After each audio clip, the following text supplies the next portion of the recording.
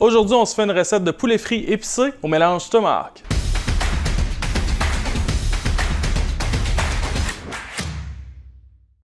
On va commencer par faire mariner notre poulet. Pourquoi on le fait mariner? En fait, c'est parce qu'on veut avoir un poulet qui est juteux. Puis en même temps, aujourd'hui, on utilise du babeur qui contient des enzymes qui vont aider à défaire la fibre de la viande. Donc, on va déposer nos hautes cuisses et nos pilons dans un cul de poule. Si jamais vous voulez voir comment on défait un poulet, allez voir dans la description, on a placé un lien avec la marche à suivre complète. Ensuite, dans notre cul de poule, on va ajouter du mélange tomahawk. Donc, on va ajouter environ une cuillère à soupe. Ce qu'on veut, c'est couvrir la surface. Et on va ajouter du babeur. On va tout simplement ajouter du babeur jusqu'à ce que tout notre poulet soit recouvert. Et on va laisser ça mariner environ 4 heures. Si vous voulez le mariner toute une nuit, c'est encore mieux.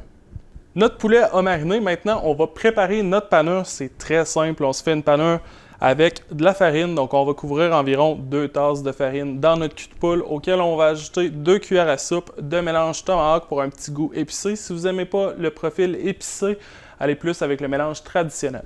On veut répartir les épices uniformément. Et là, on va prendre notre poulet directement dans notre contenant.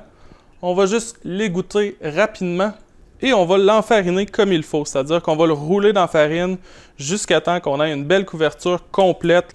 On a préchauffé notre huile à 350 Fahrenheit. Si jamais vous avez une friteuse à la maison, on la set à 350. Sinon, utilisez un thermomètre. On ne veut pas la mettre trop chaude non plus. Donc, 350 température parfaite.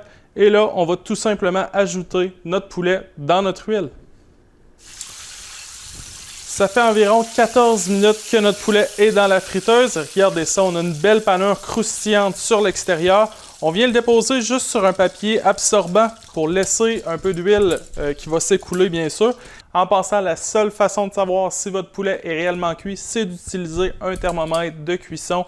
Donc, on vient prendre la température à cœur et on veut atteindre une température de 165 degrés Fahrenheit à l'intérieur.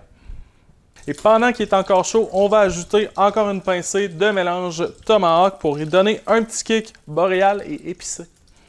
Il nous reste juste à servir. On peut le servir soit avec une trempette ranch, comme vous pouvez voir dans le premier épisode de la série, sinon tout simplement un filet de sirop d'érable.